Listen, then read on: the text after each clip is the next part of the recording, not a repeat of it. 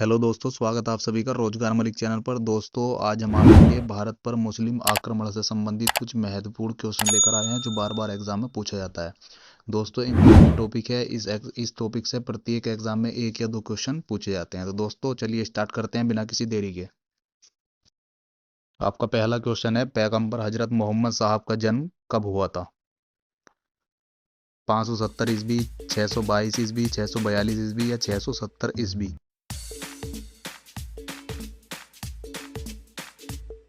दोस्तों, आपका सही उत्तर हो जाएगा ऑप्शन ए, 570 ईस्वी। दोस्तों, पैगंबर हजरत मोहम्मद साहब का जन्म 570 ईस्वी में हुआ था। इन्होंने इस्लाम धर्म की स्थापना की थी। तो दोस्तों, इसको याद रखेंगे, इंपॉर्टेंट क्वेश्चन है। चलिए अगला क्वेश्चन देखते हैं। क्वेश्चन नंबर 2, मक्का कहाँ है? सीरिया में, ईरान में, इराक में या सऊदी अरब में? मक्का का स्थान बताना है दोस्तों, किस देश में मक्का स्थित है। मक्का एक शहर का नाम है, तो दोस्तों इसको बताना है। चलिए, इसका आंसर हो जाएगा ऑप्शन डी, सऊदी अरब में। दोस्तों, मक्का शहर है, यह जो है सऊदी अरब में स्थित है। तो दोस्तों, इसको याद रखेंगे, मक्का शहर कहाँ है? सऊदी अरब में। चलिए अगला क्वेश्चन देखते हैं। क्वेश्चन नंबर 3, हिंद या भारत की जनता के संदर्भ में हिंदू शब्द का प्रथम बार प्रयोग किसने किया था? दोस्तों, हिंदू शब्द बताना है सबसे पहले, किसने यूज किया था या प्रयोग किया था। यूनानियों ने, रोमवासियों ने, चीनियों ने या अरबों ने? आपका सही उत्तर हो जाएगा ऑप्शन डी, अरबों ने। दोस्तों, अरब के जो निवासी थे, जब वह भारत पर आए थे, उन्होंने सबसे पहले सिंधु नदी को हिंदू के नाम से पुकारा था। तो दोस्तों, सबसे पहले हिंदू शब्द का प्रयोग अरब के निवासियों ने किया था। अगला क्वेश्चन नंबर 4, भारत में प्रथम मुस्लिम आक्रमणकारी कौन था? कुतुबुद्दीन ऐबक, महमूद गजनी, मोहम्मद बिन कासिम या मोहम्मद गोरी?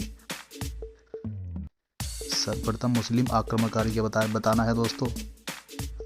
आपका सही उत्तर हो जाएगा ऑप्शन सी, मोहम्मद बिन कासिम। दोस्तों, पहला मुस्लिम आक्रमणकारी मोहम्मद बिन कासिम था, जिसने भारत पर आक्रमण किया था। इसको याद रखेंगे, इंपॉर्टेंट क्वेश्चन है। चलिए अगला क्वेश्चन देखते हैं। क्वेश्चन नंबर 5, मोहम्मद बिन कासिम ने सिंध पर किस वर्ष विजय प्राप्त की थी? 713, 716, 712, 719? मोहम्मद बिन कासिम की जीत किस वर्ष हुई थी दोस्तों, यह बताना है सिंध पर। तो ऑप्शन सी हो जाएगा 712 ईस्वी। दोस्तों, 712 में मोहम्मद बिन कासिम ने सिंध पर विजय प्राप्त की थी। तो इसको याद रखेंगे। चलिए अगला क्वेश्चन देखते हैं। क्वेश्चन नंबर 6, मोहम्मद बिन कासिम कहाँ का निवासी था? कहाँ का रहने वाला था? तुर्क, मंगोल, अरब या तुर्क अफगान? मोहम्मद बिन कासिम बताना है किस देश का रहने वाला था। आपका सही उत्तर हो जाएगा ऑप्शन सी, अरब। दोस्तों, अरब देश का रहने वाला था मोहम्मद बिन कासिम, और इसने सिंध प्रांत पर जो है आक्रमण किया था। इसको याद रखेंगे।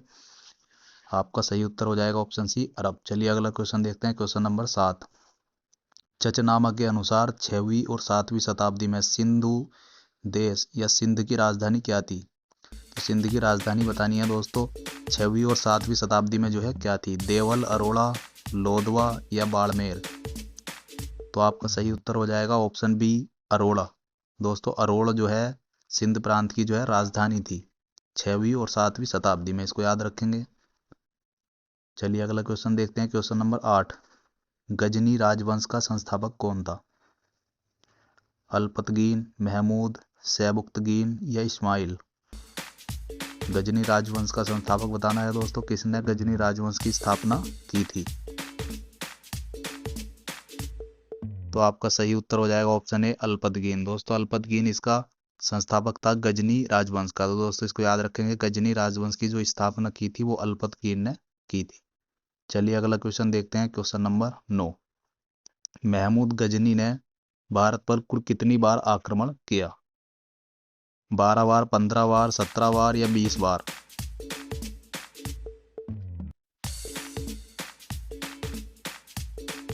आपका सही उत्तर हो जाएगा ऑप्शन सी, 17 बार। दोस्तों, महमूद गजनी ने भारत पर कुल 17 बार आक्रमण किया था। इसको याद रखेंगे, ये भी एग्जाम में बार बार पूछा जाता है। तो टोटल कितनी बार महमूद गजनी ने आक्रमण किया? 17 बार। चलिए अगला क्वेश्चन देखते हैं। क्वेश्चन नंबर 10, निम्नलिखित में से कौन सा चंदेल शासक महमूद गजनवी से पराजित नहीं हुआ था? धंग, विद्याधर, जयशक्ति या डंग?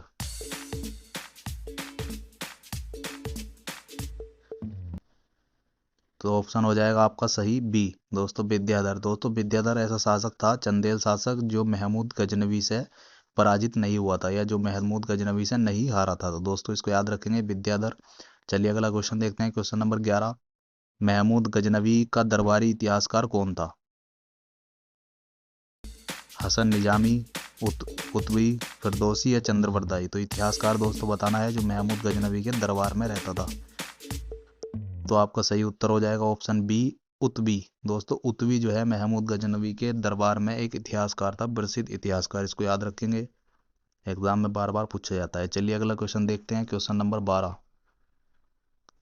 शाहनामा का लेखक कौन था? उतबी, फिरदौसी, अलबरूनी या बरनी।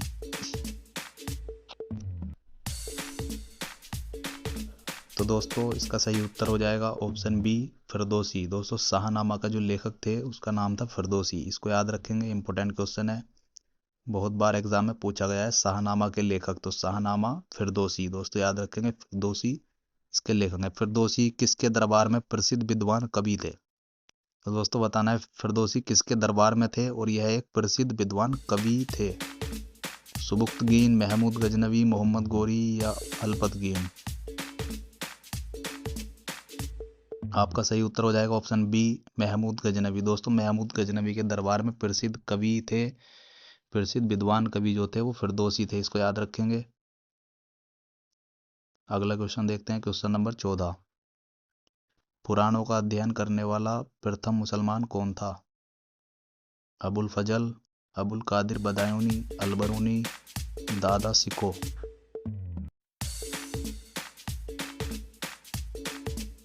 दोस्तों आपका सही उत्तर हो जाएगा ऑप्शन सी, अलबरूनी। दोस्तों अलबरूनी पुराणों का अध्ययन करने वाला प्रथम मुसलमान था। इसको याद रखेंगे, इंपॉर्टेंट क्वेश्चन है। प्रथम मुसलमान जिसने पुराणों का अध्ययन किया तो वह कौन था? अलबरूनी। अगला question, question number 15। Mahmud Ghazni के साथ भारत आने वाला प्रसिद्ध इतिहासकार कौन था?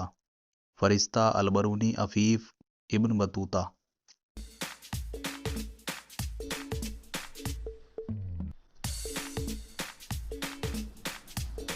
तो महमूद गजनी के साथ आने वाला प्रसिद्ध इतिहासकार कौन था? अलबरूनी। दोस्तों इसको याद रखेंगे, अलबरूनी महमूद गजनी के साथ भारत आया था, यह इतिहासकार था, और इसने सबसे पहले जो है सबसे पहला ऐसा मुस्लिम था जिसने पुराणों का अध्ययन किया था। इसको याद रखेंगे। चलिए अगला क्वेश्चन, क्वेश्चन नंबर 16। अलबरूनी के संबंध में कौन सा कथन गलत है? गलत कथन बताना है। वह एक धर्मनिरपेक्ष लेखक था, उसका ग्रंथ उस समय के जीवंत भारत से प्रसिद्ध था, प्रभावित था, वह संस्कृत का विद्वान था, या वह त्रिकोणमिति का विशेषज्ञ था। तो दोस्तों इसका उत्तर हो जाएगा ऑप्शन ए, वह एक धर्मनिरपेक्ष लेखक था। दोस्तों वह धर्मनिरपेक्ष लेखक नहीं था, इसको याद रखेंगे, जबकि वह संस्कृत का विद्वान, त्रिकोणमिति का विशेषज्ञ था। तो इसको याद रखेंगे। अगला question, question number 17। Mahmud Ghazni के हमले के बाद सोमनाथ मंदिर का पुनर्निर्माण किसने करवाया था? सोमनाथ मंदिर का पुनर्निर्माण भीमराज प्रथम, भीमदेव, मूलराज या जयसिंह सिद्धिराज। दोस्तों आपका सही उत्तर हो जाएगा ऑप्शन बी, भीमदेव। दोस्तों भीमदेव ने सोमनाथ मंदिर का पुनर्निर्माण कराया था। इसको याद रखेंगे, महमूद गजनवी के आक्रमण के बाद सोमनाथ मंदिर का जो पुनर्निर्माण कराया वो भीमदेव। अगला क्वेश्चन नंबर 18। किसने एक तरफ संस्कृत मुद्रा लेख के साथ चांदी के सिक्के चलाए थे? मोहम्मद बिन कासिम, महमूद गजनवी, शेर शाह या अकबर। दोस्तों किसने ऐसे सिक्के चलाए जो चांदी के थे और एक तरफ उन पर संस्कृत मुद्रा से लिखा हुआ था? तो इसका सही उत्तर हो जाएगा ऑप्शन बी, महमूद गजनवी। दोस्तों महमूद गजनवी ने ऐसे सिक्के चलाए थे जो संस्कृत मुद्रा से लिखे हुए थे, और वह चांदी के सिक्के थे। तो इसको याद रखेंगे। अगला क्वेश्चन देखते हैं, क्वेश्चन नंबर 19। मध्य एशिया के किस शासक ने 1192 ईस्वी में उत्तर भारत को जीता? जलालुद्दीन, मगरवर्णी, गजनी का महमूद, शिहाबुद्दीन मोहम्मद गोरी, चंगेज खां। तो आपका सही उत्तर हो जाएगा ऑप्शन सी, शिहाबुद्दीन मोहम्मद गोरी। दोस्तों शिहाबुद्दीन मोहम्मद गोरी मध्य एशिया का शासक था जिसने 1192 ईस्वी में उत्तर भारत को जीता था। तो इसको याद रखेंगे, शहाबुद्दीन मोहम्मद गोरी। मोहम्मद गोरी को सबसे पहले किसने पराजित किया था? किससे हारा मोहम्मद गोरी, है बताना है। मूलराज द्वितीय, पृथ्वीराज चौहान, जयचंद या पृथ्वीराज द्वितीय। मोहम्मद गोरी को हराने वाला प्रथम शासक कौन था, यह बताना है। आपका सही उत्तर हो जाएगा ऑप्शन ए मूलराज द्वितीय। दोस्तों मूलराज द्वितीय ने मोहम्मद गौरी को सबसे पहले हराया था, इसको याद रखेंगे। इंपोर्टेंट क्वेश्चन है, मोहम्मद गौरी सर्वप्रथम किससे पराजित हुआ, तो मूलराज द्वितीय। चलिए अगला क्वेश्चन देखते हैं। क्वेश्चन नंबर 21, मोहम्मद गौरी ने जयचंदो को किस युद्ध में पराजित किया था। तराइन का प्रथम युद्ध 1191, तराइन का द्वितीय युद्ध 1192, चंदावर का युद्ध या कन्नौज का युद्ध। मोहम्मद गौरी ने जयचंदो को किस युद्ध में हराया था दोस्तों, इसको बताना है। तो इसका उत्तर हो जाएगा ऑप्शन सी चंदावर का युद्ध। दोस्तों 1194 ईस्वी में चंदावर का युद्ध मोहम्मद गौरी और जयचंद के बीच हुआ था, जिसमें जयचंद को पराजित किया था मोहम्मद गौरी ने, इसको याद रखेंगे। इंपोर्टेंट क्वेश्चन है। अगला क्वेश्चन, क्वेश्चन नंबर 22, किस युद्ध के बाद भारत में मुस्लिम शक्ति की स्थापना हुई। तराइन का प्रथम युद्ध, तराइन का द्वितीय युद्ध, पानीपत का प्रथम युद्ध, पानीपत का द्वितीय युद्ध।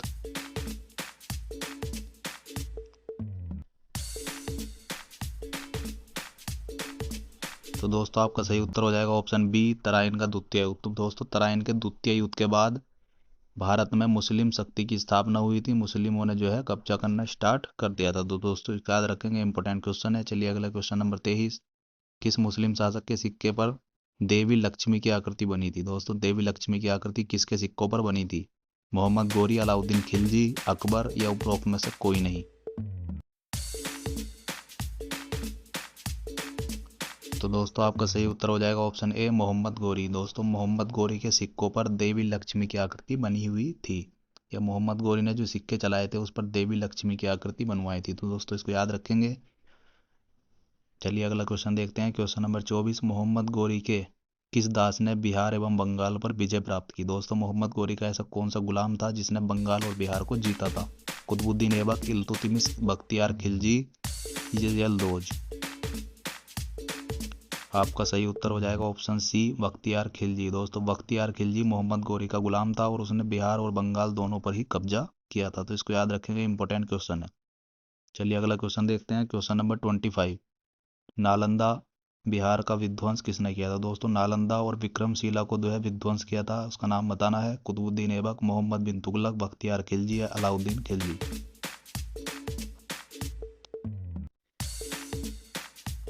दोस्तों आपका सही उत्तर हो जाएगा ऑप्शन सी बख्तियार खिलजी। दोस्तों बख्तियार खिलजी ने जो है बिहार में नालंदा और विक्रमशिला को तुड़वा दिया था या विध्वंस कर दिया था, इसको याद रखेंगे। दोस्तों आज के लिए इतना ही काफ़ी है। यदि आपको वीडियो पसंद आया हो तो दोस्तों आगे भी इसी तरह की वीडियो पाने के लिए हमारे चैनल को सब्सक्राइब करें और बेल आइकन को दबा दें।